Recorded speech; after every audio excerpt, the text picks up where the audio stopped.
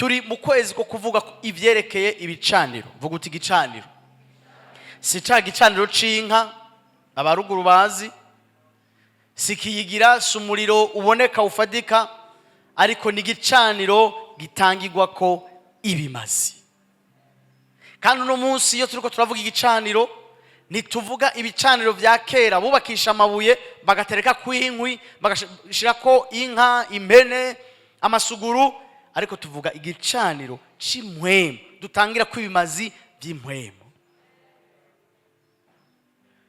Ishikanwa ryawe nimba waramaze gutahura ivyo twigisha hano, ntabwo ari bifadika, ariko wowe urazi yuko ubutanze mu mpwemu. Apana mu bifadika, ye ni image gusa, ariko ishikanwa ry'ukuri ni impwemu.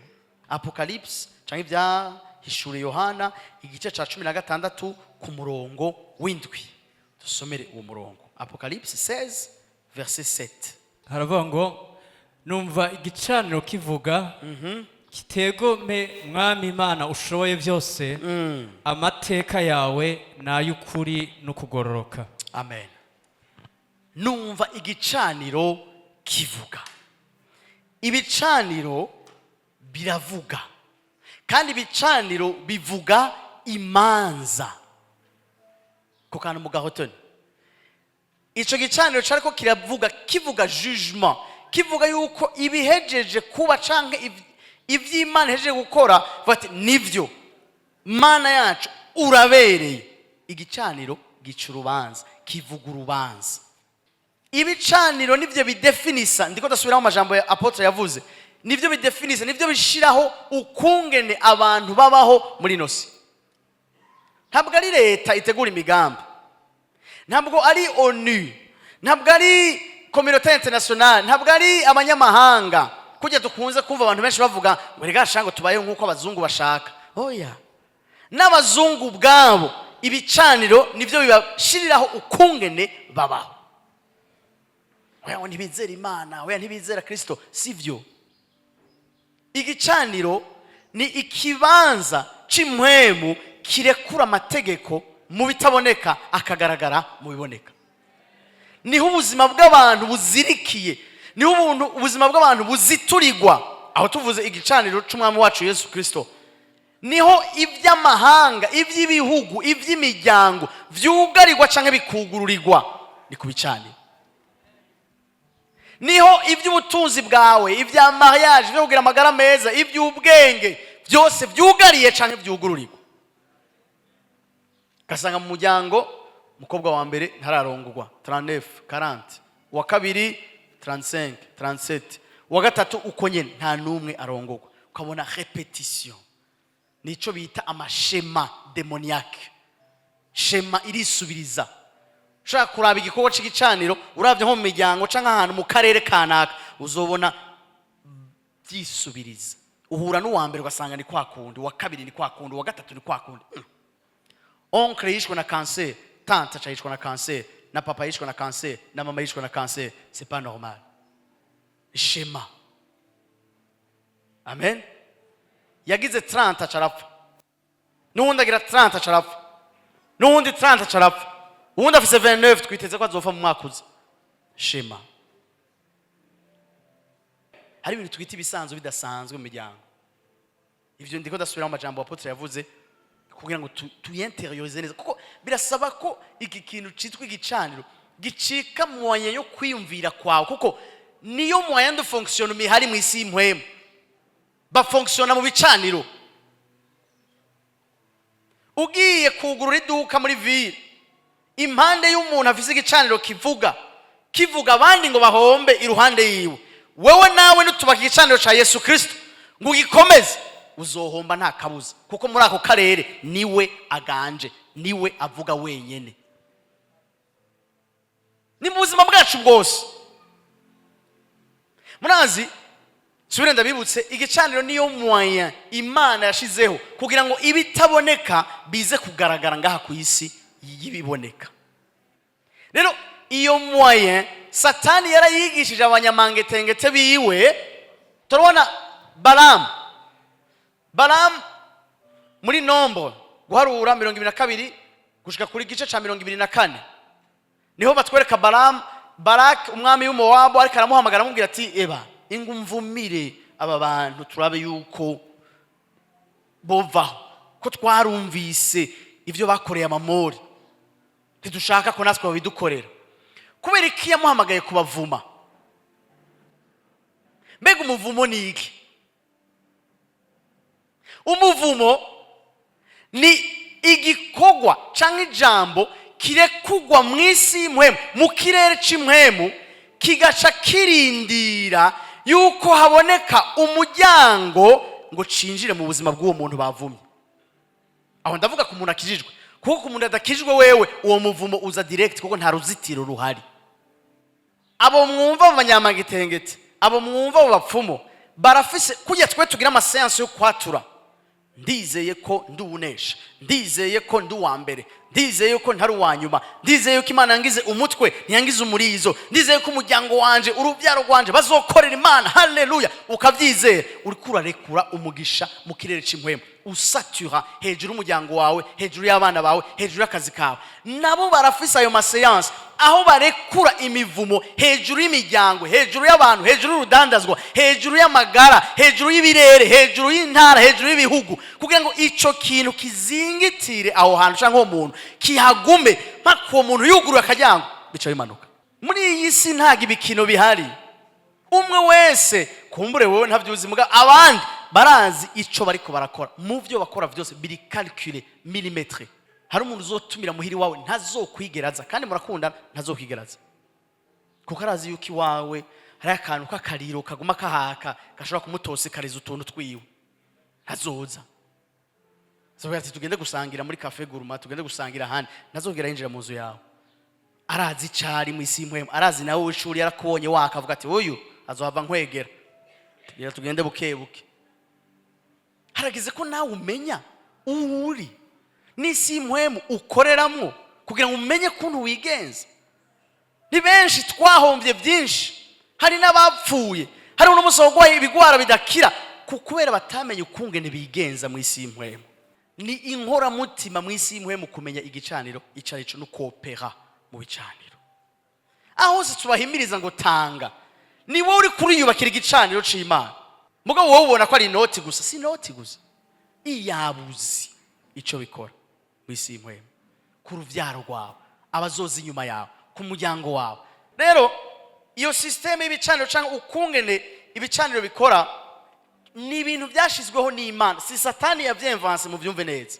Ko kenshi tuvuze ibicaniro twumva bibi, twumva ibitubuza kuvyara, ibitubuza kwaguka, ibitubuza kwagukirwa, ibitubuza gutera imbere mu mashuri. Ega ivyo biriho. Mugabo ubwa mbere na mbere, uwa mbere yubatse igicaniro cyangwa yashize iyo systeme y'igicaniro ni Imana. Si Satani. Satani no mukopieur arakoporora. Ibicaniro ni source, niryo soko ry'inkomezi mu isi y'imwemu, kandi niryo soko ry'ukurindwa mu isi y'imwemu. Byumve neza. Imana irifuza kukurinda kandi irakurinze. Imana irifuza kugira inkomezi kandi umunyenkomezi ni sawa. Mugabo yashizeho inzira bicamwo ni ku gicaniro. Satani acakoporora uko nyene, acarabwira abantu bibote baga mushaka gukomera, ubaka ibicaniro, mutanga ibimazi, muhamagare daimone amanura inkomezi, mukora ibidasanzwe muri inosi. Niko bakora. No munsi hari umuntu yubatse igicaniro aramanura imvura ikagwa tukayibona. Ntimubazi? Ntimubazi, navyunze. Murabumva. Mumaze kubumva. Hari abantu aho hanze mu ikartier ntavuze bubaka ibicaniro byo kuraguza. Abantu birukayo kugira bunguke amafaranga, birukayo kugira ngo baronke abana, batararonka abana, birukayo kugira ngo abana babo bagirirwe neza. Siko biri. Iyo nzira na Satani arayizi. Ariko wumve ko muntu utariko urasanasana igicaniro cy'uhoraho mu buzima bwawe, uragowe kandi uri en danger. Kuko nta bushobozi bw'Imana ushobora kwakira bikunde budaciye ku gicaniro. Amen. Ariko uriya wewe ariko arakora mangetengete yiwe aguma gwiza inkomezi. Nimwahura shaka kuvuge Yesu nuzomunesha. Ibyo yavuze bizoba. Birababaje kumva ayo majambo, mugabo nuko biri.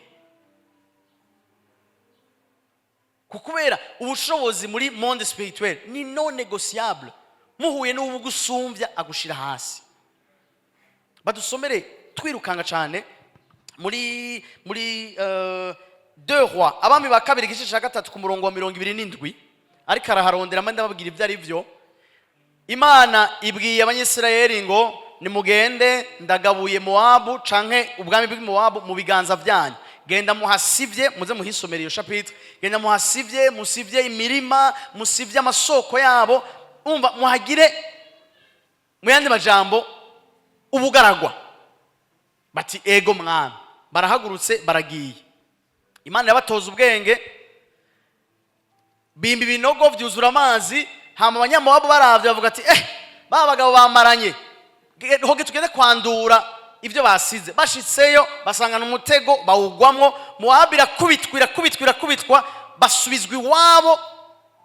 Barabona yuko kabisa byanse yuko batsinda, barabona ati twafashwe. Niho haca haza uwo murongo.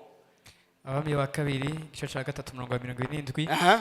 Bibananiye ahitana umwana wiwe w'ifura. Dusomere kuva ku murongo uri imbere gatoyi bumve ibyamunaniye. Maze umwami w'Imowabu abonye ko urugamba rumusugereje, ajana ingabo 700 bitwaje inkota kugira ngo babatwariranye babone gushikira umwami w'Abanyedomu, ariko ntibabishobora. Byarabanki. Uwo mugabo yahagurukanye abagabo 700 ati inga duce inzira duhunge, mu yandi majambo turabe ko twoshikira umwami w'Edomu aradutabara. Biranka. Bibananiye ahitana umwana we w'ifura yo musubiriye ku ngoma, amutanga ko ikimazi cyo koswa, amwosereza hejuru ku ruzitiro. Abisirayeli baca barazinukwa rwose, bituma bamureka barahindukira basubira mu gihugu cabo. Mwumvise? Bari bamaze kunesha intambara, bagomba mutoza iminwe bavuga ati akanyuma karaheze. Mugabo wewe kubera zibanga ry'ibicaniro avuga ati Imana nsengano y'inkomezi yontabara. Kandi Imana data oya ico kimana ciwe. Acavuga ati nikihe cambere mfise c'agaciro mu nzu yanje, n'umuhungu wanje yonsubiriye ku ngoma, reka ndagihe iyo Mana yanje. Aca atanga ikimazi gisumba ibyo afise byose mu nzu, agiha ico kigirwamana ciwe. Ubwo nyene ico kigirwamana kigira ubushobozi burenze gisubiza inyuma y'Isirayeli, kandi Imana yavuze. Nta by'inkino birimwo. Rya jambo bavuga ngo akaruta kandi karakamira, mw'isi y'impuhemu no mu ngwano y'ibicaniro nico gikora gusa, akurusha inkomeza gushira hasi. None Imana ntiyari yavuze ndarekuye ndagabuye Moabu mu biganza byanyu? Mugo byaranse. Kubera iki? Moabu nawe yarazi iti turafise ibanga. Nico gituma abanonosoye ijambo ry'Imana benshi bahuriza ku kintu kivuga ngo nico gituma Imana yiyiciye yonyene imfura zose zo muri Egiputa, kugira ngo Farao ntahava zitanga hama ahava gumana ihanga ryayo. Kandi kuri ico nico Farao yashavuga ati aha rero ntaco ngisigaje, ntaho ngwana nja, nimugende. Yari yamwatsi kimazi cyanyuma. Iyo Farao aza kubatanga, Isirayeli ntiyari kuva muri Egiputa. Muga Imana yaciye imwitanga bati ndabakwatsi, ntubatanga ngo bikunde. Wow. Urumva aho hantu gushika naho ijambo ry'Imana iyo nyene yivugiye, habe daimoni akavuga ati oya naronse inkomezi zikwiye nibasubira inyuma. Ariko Isirayeli yishaka kubandanya, byari gusaba iki? Nayo yari guca itanga ikimazi ca consecration cyo kwiha Imana. Bari gushobora basubira kumufata, kuko ikimazi cyose uhaye muhemu yari cyangwa uhaye Imana gisumba ibindi bimazi by'abafumu ko bingana kose. Iyo witanze wewe bisumba uwundi yatanze uwundi, uwo yatanze imfura yiwe. Ariko bo iyo baza kwishikana ku Mana bakihana bakiyeza bavuga ati turakwihaye, bari gushabanesha. Mugabo ntavyo bakoze, baciye basubira inyuma. Wumve ko muri intambara y'ibicaniro umuntu atagira igicaniro n'umuntu agowe cyane, kuko azokwama ari munsi y'uburongozi n'ubushobozi bw'abandi bafise ibicaniro bikomeye. ariko imana rero uti imana rero imaze kubona yuko satani yafashe bwa bumenyi yatanga yashiraho bwo gutanga ibimazi ku bicaniro akabyigisha abanyamangetengete biwe bagatangura gutoteza ubwoko bw'Imana, avuga ati uyu mugabo ngoma ndamukina ukundi. Imana nayo yaciye yubaka igicaniro gisumba ibindi bicaniro byose. Uti niki? N'umusaraba wa Yesu Kristo watangiwe kwikimazi gisumba ibindi bimazi byose bizobaho n'ibitabaye byose. Nico gicaniro twahungiyeko, kuko iyo jewe ntahungira ku gicaniro cy'umusaraba wa Yesu Kristo gisumba ibindi, hariho amajwi y'abasokuru yarakimpamagara avuga ati ujya ni gwacu. Baratanze inkoko, baratanze impene, baratanze inka, batubwira ngo baraduhaye abahungu bose, ujya ni gwacu. Ariko uno munsi bavuze ngo midogo, Mwami Yesu aca seruka ati ninda muhamagaye, ninda mushaka. Muratubabarira abanyakubaho ntitwari tuzi ko muri ngaha. Igicaniro kindi mwomenya, satani nta divorce. Satani ntiyemera ku divorce. Igihe cyose umuntu ashatse kwiyambura igicaniro cabase canke cabanyina canke ico wenyene yiyubakiye canke ico yagiye kuragurizako, ico gicaniro kisha kimwica. Nticemera divorce kiretse ahungiye ku gicaniro kindi gisumbye ubushobozi cya kindi. Uhungiye kwa Yesu nta gicaniro kimwe gisubira gukorako. Nico gituma tuvuga twemye, nico gituma twigisha ibintu turi à l'aise. Kubera iki? Inyuma yacu havugira ijwi atanumwe ashobora kuvuguruza. Inyuma yacu hari ubushobozi atanumwe yonesha. Inyuma yacu hari ingabo zidashobora kuneshwa na gato. Ariko uno munsi satani azana ikinyuma kimupermeta gufata nawe muri bya bindi by'amaraso ya karande ya sona nyoko canke ya karere kiwanyu. Mu karere kanaka hari uguharika, ukumva yuko nawe biri kubera kwega. Ikintu cyonyine gishobora kubihagarika ni Yesu Kristo, amaraso ya Yesu. Kuko niyo yonyine avuga ati oya uyu ni uwiwanje ntazoharika, kuko mu baharika ntakiri mu kurikirane gwabo. Abandi nabona abantu ngo batagonda izosi bamanyama n'akagaye karenze. Ibyo birere birahari mu Burundi. Ariko uyo bamushikiriye ati nawe uragagaza, nawe urishima, nawe urishejo ya waraciye bugufi, kuko ari munsi y'uburongozi bwa Yesu. Yegereye Isiyoni, yegereye igicaniro gisumba ibindi. Iki naco kivuga amahoro, kivuga guca bugufi, kivuga kwiyorosha. Ibyo byo kwishima no kugagaza ni iby'iwanyu, uyu ntakirimwo. Nje gituma bagenzi uzuraraba neza igihe uri kuravuga ngo twebwe aba ngo iwacu abaki ko wewe bakuguze uno munsi ukaba uri umukristo. Jewe mwene ngwe mushome reka ibyo bintu, reka ibyo bintu. Wowe urazi abenengwe ibibakurikira, wowe urazi abanyakarama ibibakurikira, wowe urazi abashome ibibakurikira, wowe urazi abanyarwanda ibibakurikira. Uri prêt yo kuvyitura no kuvyikorera? Reka gufyinata. Wowe uri umukristo waguzwa amaraso y'igiciro kinini, c'est fini. Uri umukristo, fin de l'histoire. Guhera kuri wewe uvuga uti abazonkomoka ko ni bene Kristo. Pana gusubira kuja hariya ngo twebwe ngo oya. Tiko twikwegera rimwe. Kwereka ngo nta guheba basokuru, ngo nta guheba umuryango, arabavuze kubaheba. Turabakunda. Mugabo mwisi imwe muri tukiri kumwe. Oya. Turakunda abavyeyi bacu kandi Imana ibahezagire, kandi tuzobandanya kubagirira neza bakibafise. Nta kibazo. Kandi uzobandanya kumwumvira no kumwubaha nkuko ijambo ry'Imana rigusaba na mahoro. Ariko mwisi imwe ari amaraso yaguhaye si yakiri kuri wewe. Bahamagaye wowe nturimo mu bitaba. Oya. Nimba ucitaba nuko utaramenya icuri. Isi mpwemu ni bibiri. Ntiyihenda kandi yama imisi yose ikurikiza amategeko. Nta kuntu na kumwe satani ashobora gutera ubuzima bwawe utamuhaye access. Ibikunda. je gituma na Bibiliya tubwira ngo ne donnez pas accès au diable, nimuha akaryo satani.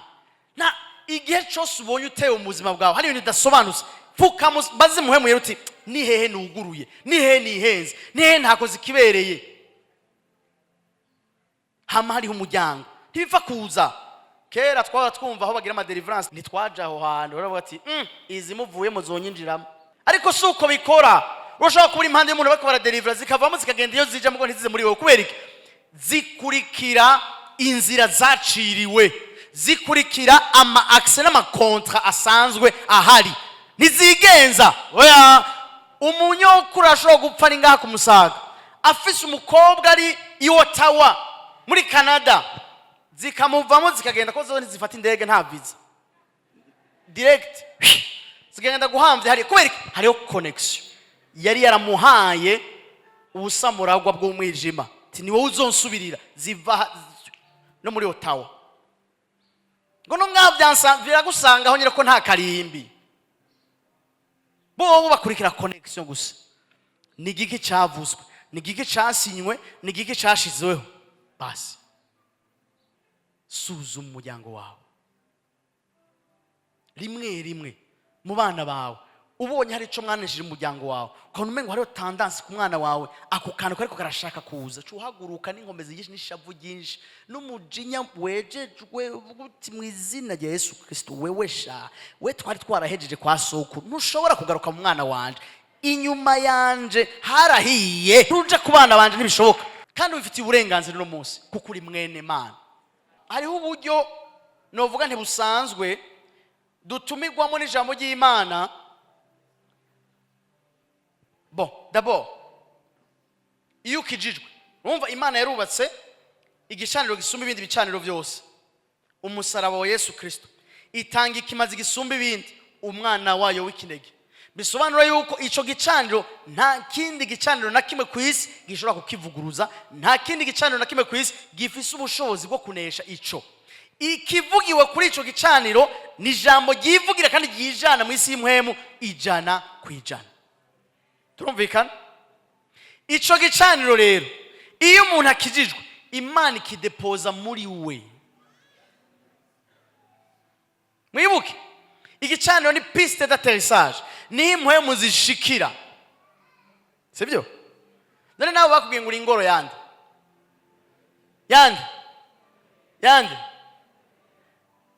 iryo tegeko na mwemu yararira muraba ategerezwa gushikira ku gicaniro. Ataga icaniro gihari mwemu yera ntazi. Nico gituma Imana imaze kubaka ico gicaniro yaciye ikidepoza mu mwana wayo wese. Ukijijwe wese igicaniro cy'umusaraba kiza muri we kugira ngo cakire mwemu yera. Rero iyo tuvuga gutanga ibimazi ku gicaniro cawe, ugitanga ku gicaniro c'Imana kiri muri wewe. Turavyumvikana? Nimara ayo masengesho utanze ikimazi atangiwa ku gicaniro c'Imana kiri muri wewe.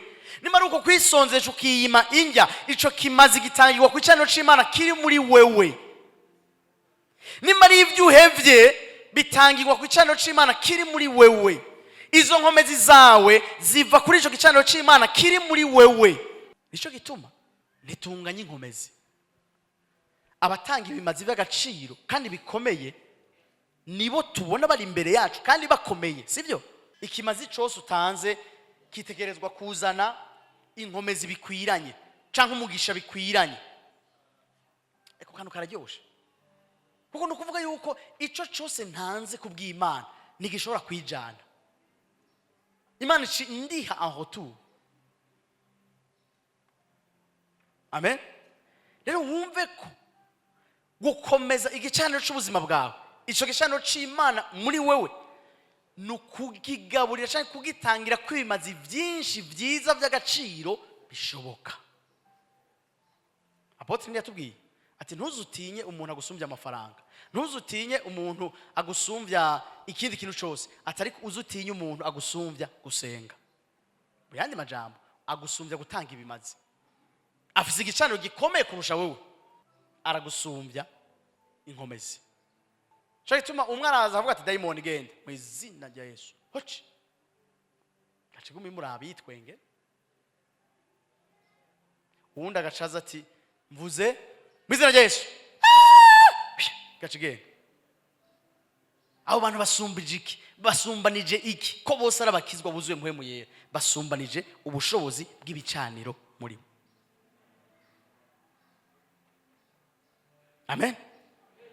Wowe umuyaga ukaza ukakurengana, uwo muhagararanye kandi akijijwe pa, ngo nazindutse ngwaye, ngo umutwe sinegura, ngo numva wumva hari ikintu caje casanga inkomezi ziri muri wewe ntizikwiye. Ngo ni wananirwa ku munsi w'amagorwa, inkomezi zawe zoba zari nke. Nuvuga ku gicaniro cawe hari akariro gake, haca haza ibiza kubombana no guhungabana, bishabere gukubita hasi. Amen. Mwame musenga ubudasiba, mu yandi majambo mwange mutanga ibimazi ku gicaniro c'Imana mudasiba. Umuriro wacu wame waka, sivyo busa. Rero ndashaka kurangiriza kuri amajambo ya Yesu. Tugiye gusoma vidaro dusomere. Nari ntango kuvuga akantu, reka manzi ndagaheze. Narivuze nti hariho amafason, hariho uburyo muri classique tumenyereye bwo gutanga ibimazi cyangwa byo gufortifya, bwo gukomeza igicaniro c'Imana kiri muri twebwe. Uburyo bwa mbere bibiri twereka, muraza murandika imirongo nituza kuyisoma, dufise umwanya muto cyane daire twawurengeje. Uburyo bwa mbere ni ukwitanga wewe nyene nk'ikimazi, ugatanga ubuzima bwawe bwose ukabuha Imana. Ngo ndabahanura mwene data, Abaroma 12 ku murongo wa mbere, ngo mutange imibiri yanyu nk'ibimazi vyera bizima. Iyo jambo risobanura iki? Ikimazi kizima gute? Kandi tumenyereye ko ikimazi kiba gipfuye, sivyo? Mu bisanzwe kugira batange ikimazi baracica, amaraso agaseseka. None ubikimazi kizima gute? Baba bariko baravuga ubuzima bwawe, ingingo zabwo zose uziha Imana. Uracagendagenda kuri inosi, urafise ubuzima bwo kuri inosi, buhe Imana. Ni kimazi kizima, kiracariho mugabo kiri consacré. Consécration totale niko gutanga ikimazi cera. Kandi acavuga ngo niko kuba kuyikorera kwanyu kogira ikimazi, kuko nimwe utayihaye ngo uyikorere warayihaye ntaco bimaze. Muyandi majambo ibyo ukora byose kumbura ukora kubera wishakira ko bagushima, wishakira ko uronka amanota ku bantu, ntuyikorerayo. Waramaze kwitanga, ibyo ukora byose biri comptabilize, kuko wewe uri uw'Imana. N'ibyawe byose uvuze ngo ni ivy'Imana, no guhema kwanje ni ivy'Imana, no gutambuka kwanje ni ivy'Imana. Mwibuke Paulo yatubwiye ngo nimba ujye kubw'icubahiro ciwe, nimba ukora ukore kubw'icubahiro ciwe, naho usinzira kubw'icubahiro c'Imana, uruhuka kubw'icubahiro cayo. Uvuga uti ngomba ngwize inkomezi, ejo ndafise ishengero, ifo ku Imana nyene nza kuyiha ibizima. Reka sinduhire kuri filme, ngiye kuryama kare, ejo nzinduka muri kirute ya mbere. Kubw'icubahiro cayo. Amen.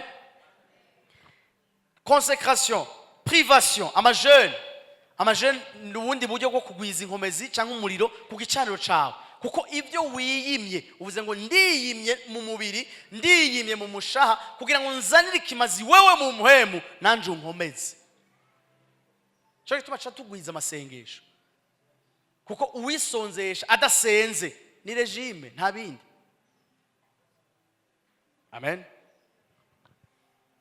Ikindi n'amasengesho y'ukuri kandi yuzuye inkomezi, fervent, pana ya reja. Mana ndaje ngiye kuryama, uranzigama. Amen. Oya. Ukazinduka waho koze kuri uyu munsi mwiza, nyaguhora ku ngoma, tuzigamire kuri uyu munsi twebwe n'abana n'umugabo. Amen, haleluya. Ugaca wigira. Oya. Kovya. Injira utogote kumwe nayo, wumva ico nayo ishaka kuvugira mu kanwa kawe. Amen. Ikindi Dr Gerard yari tubwiye vendredi ku bari baje, amashimwe. Amen. Ukugira neza, ugutanga uha abandi cyangwa uw'Imana, ibyo byose nibikomeza ikimazi cawe cyangwa ibikomeza igicaniro cawe, bikaguha inkomezi mu buryo bw'impwemu. Ariko kandi ndashaka ngaha gutanga itandukaniro. Ishimwe ryose si kimazi c'ishimwe. Ishimwe ryose si ikimazi c'ishimwe. Kumva igifaransa hariho itandukaniro hagati ya action de grâce na sacrifice d'action de grâce. Action de grâce cyangwa ishimwe nukuza gushimira Imana kuvyo yakoze, yaraguhezaga, yaguhaye umwana, yaguhaye umugabo, yaguhaye mariage, yaguhaye akazi, ukaza ukayishimira ko yitangira ibimazi. Amen, haleluya, ni vyiza cyane. Ariko bicika ikimazi c'ishimwe iyo wari gutegerezwa kurira kubera ibigushikiye kandi byari normal, mugabo ugahitamo guhimbaza. Ico ari ikimazi c'ishimwe. Iyo wabuze umuntu wari kurarira ariko bavuga ati Mana mugabo ndagushima kubona waramuntije umwanya, nuhabwa icubahiro kuco yabaye, ndagushimiye. Ico ni kimazi c'ishimwe, kuko ahari umubabaro hategezwa kuba hari umubabaro, wowe uhazanye umunezero kubwiwe. Gicika ikimazi. Samashimwe yose ari bimazi. Oya, ishimwe ricika ikimazi igihe risohotse mu mutima utategerezwa gushima. Ivyo rero Imana irabikunda gose. Ni kimazi c'inkomezi nyinshi, kiragukomeza cyane. Amen. Kuko na Yesu niko yari ameze. Uri umwami wa Belzebulu, wewe umwami wa madayimoni, niwe yabaremye. Mugabo akaca yihangana. Oya, ntamahoro. Mane bahezage n'imibandanirize. Amen. Amen. Ariko wumve yuko utegerezwa kuba umuntu w'umunyenkomezi mw'isi y'impwemu. Ivyo navyo nta handi bicane ku gicaniro cawe c'Imana kiri muri wowe. Kubera iki? Ubwa mbere na mbere kuko ni itegeko ry'Imana. Murashobora kwandika bariko barandika ni Psaume 68, ndibaza ko ari verset 28. Imana yawe ikugereye inkomezi, Mana komeza ivyo wadukoreye. Aha niyumvikane neza. Raba mu Congereza. Your God has commanded your strength. Mu Gifaransa bandanya hasi kuri 29, mu Gifaransa ni kuri 29. Ton Dieu ordonne que tu sois puissant. Nta négociation, ategetse ko uba umunyenkomezi. Kuko nta utari umunyenkomezi ntushobora kugenda ngaha kuri inosi. Rutunga boro mane hambaye iratuzigama, kuko ngaho hanze hariho ibikoko byo tujya bwa mutsima. Nico gituma nawe ashaka gukomera, ukomeza igicaniro c'Imana muri wewe kugira ngo ushobore gushitsa bya bindi byose yakugeneye gushitsa. Atari uko ntibishobora gushika, kuko hari ama opposition, hari ibihamagara mu miryango, hari ibihamagara mu bo mukorana, hari ibihamagara mu bo mudandazanya, hari ibihamagara mu quartier, hari ibihamagara henshi. Utari umunyenkomezi ntushobora kubiresista, ntibikunda. Nico gituma Imana ivuga iti ba umunyenkomezi. Ikindi naco nshimira ishengero ryacu, n'ahantu imisi yose hama hariho ama opportunité yo gukomeza igicaniro. Hama hariho amasengesho afatanije kwisonzesha, hama hariho gutangira Imana, haba harimo gusaba kwitanga. Sinzi kusoma ibiba ngaha nkuko jewe ndabibona, mugabo nimba ubibona nkuko ndabibona, uri mu kibanza ciza cyo gukomera. Kandi Daniel navuga ngo iki? Abazi Imana yabo bazokomera. Ubanza gukomera imbere y'uko ukoreshwa ivy'ubuhisi, kuko udakomeye baca bakubura bakagukuraho. Hama hari habagamije kugukuraho, kuko ico kibanza ushaka kujamwo ntibashaka kukijamwo. Iyo Mana ushaka kuvugayo ntibashaka kuja kuyivugayo. Bashaka kwigumira mu manyanga yabo, bashaka kwigumira mu vyaha byabo, bashaka kwigumira mu dukomfort twabo. Wewe pana kuza kubagora kugira uhakandagire, utegeza kuba uri umunyenkomezi kubasumbya. Rero ndangirize kwiri jambo, Imana ikubwiye ngo sois puissant, ba umunyenkomezi. Nta shwa dufise, dutegerezwa kuba abanyenkomezi. Mvuze bike mugabo ndasenga ngo Umwami Imana vyose abiyungurure neza, azane igicapo cuzuye c'igicaniro muri wewe kugira ngo ukomere, ukoreshwe ivy'ubuhizi. Amashi menshi ku Mana yacu, duhagurutse dusenga kugira ngo twinjize culte ya gatatu. Data mwiza mu izina rya Yesu Kristo, turagushimiye Mana nziza, wowe ataco waduhishije, wowe ataco wigumaniye wenyene, ariko waduhaye byose mu bumenyi, waduhaye byose mu bushobozi, waduhaye byose mu kukugororokera, kugira ngo mwami mwiza bikunde tugukorere turabanyengomezi tuganje muri ino si, kandi mwami mwiza nyaguhora ku ngoma dukora ibikorwa bikunezera kandi biguhimbara. Mwami turagushimiye ku majambo twumvise, mwemuye ndasengeye ubwoko bwawe mwami ngo dushoboze gutahura, dushoboze kumva, dushishikare kuduhishurira mwami iruhara rwacu muri ivyo bicaniro, ico dutegereza gukora no kumwe dutegereza kuvyubaka no kuvyantretainer no kubigaburira kugira ngo bikomere kandi bikomeze ubuzima bwacu, nawe uhabwe icubahiro papa. Mwami turahezeye imiryango yose iri represente hano, turahezeye abapapa n'abamama n'abana bose bari hano mwami, ngo twese tugirire neza. Turagushimiye uduhe umunsi mwiza, iyo tugiye dusanga amahoro kandi tugenda amahoro, mu izina rya Yesu Kristo dusenze twizeye, amen. Mujana umugisha w'Imana, Imana ibahezagire.